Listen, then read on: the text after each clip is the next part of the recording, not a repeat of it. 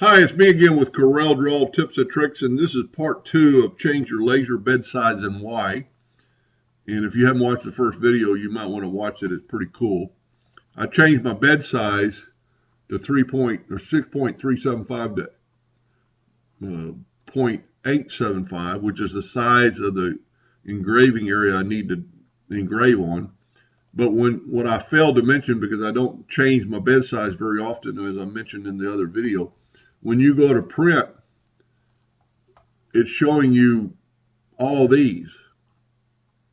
So you have to go to preferences and change your bed size in the driver 3.3 or 6.375 by 0.785 and then hit OK.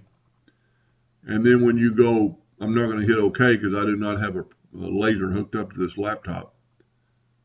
And then when you're through, I'm just going to cancel that out. I've got my nudge distance set on 1 inch.